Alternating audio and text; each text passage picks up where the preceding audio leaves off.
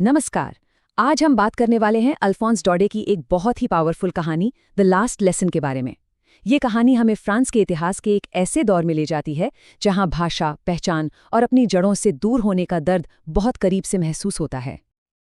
अच्छा, इस पूरी कहानी को समझने के लिए सबसे पहले एक सवाल पर गौर करते हैं। जरा सोचिए, कैसा लगेगा अगर किसी को अचानक ये बता दिया जाए कि आज का दिन आखिरी दिन है जब वो अपनी मातृभाषा बोल सकते हैं। बस यही एक सवाल इस कहानी के पूरे दर्द को हमारे सामने लाकर रख देता है। तो कहानी का हीरो है एक छोटा सा लड़का फ्रांस, और कहानी शुरू होती है स्कूल जाते हुए उसकी एक सुबह से। लेकिन ये कोई आम सुबह नहीं थी। आज माहौल में कुछ बहुत ही अजीब था, कुछ ऐसा जो मन को बेचैन कर दे। तो देखिए, फ्रांस का दिन तो बिल्कुल नॉर्मल ही शुरू हुआ था। वो स्कूल के लिए लेट था और उसे अपने टीचर एम हैमिल से डांट खाने का डर सता रहा था। और डरने की एक खास वजह भी थी। आज पार्टिसिपल्स के रूल्स पर एक टेस्ट होना था और फ्रांस को तो उसका एक अक्षर भी नहीं आता था। उसका तो मन कर रहा था कि स्कूल से भागी जाए और बाहर अपना दिन बिताए। खैर, जैसे तैसे वो स्कूल पहुंचता है और वहां जो पहली चीज उसे खटकती है वो थी एक अजीब सी खामोशी। आमतौर पर तो स्कूल शुरू होने का मतलब था खूब शोर शराबा, डेस्क के खुलने बंद होने की आवाज़ें, बच्चों के एक साथ पाठ दोहराने की आवाज़ें जो सड़क तक सुनाई देती थीं। लेकिन आज आज सब कुछ इतना शांत था मानो संडे की सुबह हो। ये पहला बड़ा संकेत था कि आज कुछ बहुत गड़बड़ है। तो सवाल ये है कि आखिर ये सन्नाटा था क्यों? ये बेचैनी क्यों थी? इसका जवाब छिपा था बर्लिन से आए एक ऑर्डर में। एक ऐसा ऑर्डर जो वहां के लोगों की जिंदगी हमेशा के लिए बदलने वाला था। इसको समझने के लिए थोड़ा सा इतिहास में पीछे चलते हैं। बात है 1870-71 की। उस वक्त फ्रांको प्रशियन युद्ध हुआ था जिसमें फ्रांस की हार हुई, और इसी हार की वजह से फ्रांस के 2 जिले अल्सास और लोरेन प्रशिया यानी कि जर्मनी के कंट्रोल में चले गए। और आज बर्लिन से एक ऐसा आदेश आया है जिसने इन दोनों जिलों की दुनिया ही पलट कर रख दी है। और फिर क्लासरूम के उस सन्नाटे को तोड़ा एम हैमिल के शब्दों ने, ऐसे शब्द जो किसी का भी दिल तोड़ दें। उन्होंने ऐलान किया, मेरे बच्चों, ये मेरा आखिरी पाठ है। बर्लिन से ऑर्डर आया है कि कल से अल्सास और लोरेन के स्कूलों में सिर्फ और सिर्फ जर्मन पढ़ाई जाएगी।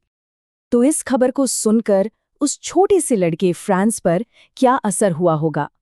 बस यहीं से ये कहानी दिमाग से निकलकर सीधे दिल तक पहुंच जाती है, क्योंकि इस एक खबर ने फ्रांस का दुनिया को देखने का नजरिया ही बदल दिया।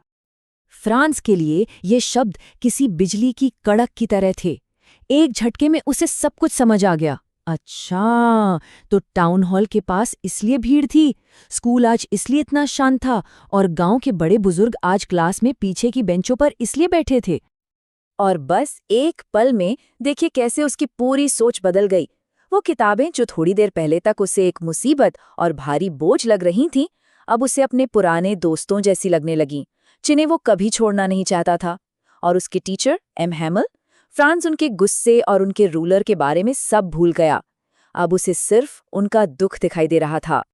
पर जानते हैं, ये अफसोस सिर्फ फ्रांस को नहीं हो रहा था, ये उस कमरे में मौजूद हर एक इंसान का दर्द था।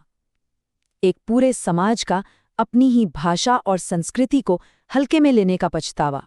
तभी फ्रांस की नज़र अपने टीचर पर पड़ती है। एम हैमिल ने आज अपने सबसे अच्छे कपड़े पहने हुए थे, वो कपड़े जो वो सिर्फ किसी खास दिन जैसे इंस्पेक्शन या प्राइज डे पर ही पहनते थे। ऐसा लग रहा था मानो वो आज अपनी 40 साल की वफादार नौकरी को इस आखिरी दिन पर सम्मान दे रहे थे। और कमाल की बात यह है कि एम हैमिल इसका इल्ज़ाम किसी एक इंसान पर नहीं डालते। वो कहते हैं कि यह हम सबकी गलती है।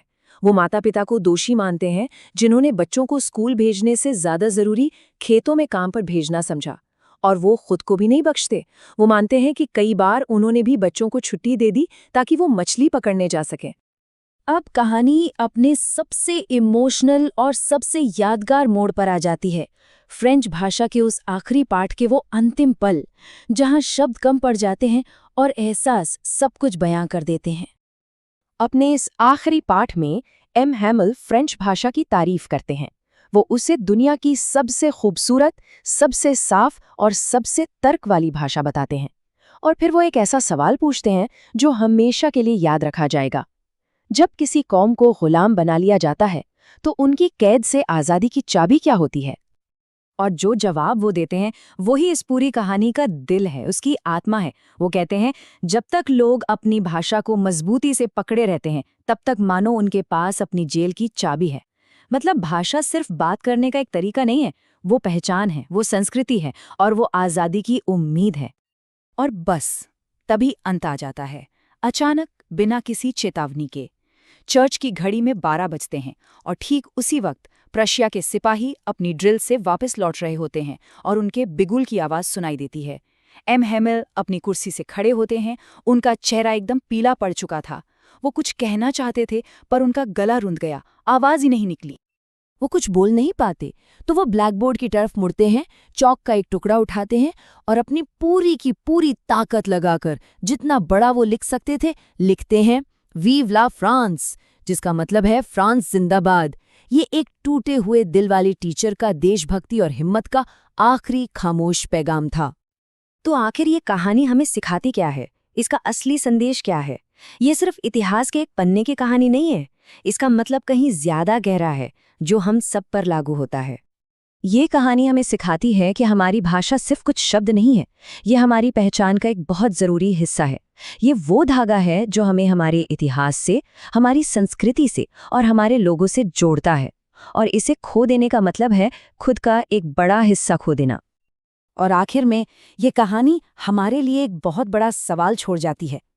1871 की ये कहानी आज हमें उन चीज़ों की कीमत के बारे में क्या सिखाती है जिन्हें हम अक्सर फॉर ग्रांटेड ले लेते हैं, जैसे हमारी अपनी भाषा, हमारी संस्कृति, हमारी विरासत। क्या हम इनकी उतनी कद्र करते हैं जितनी हमें करनी चाहिए?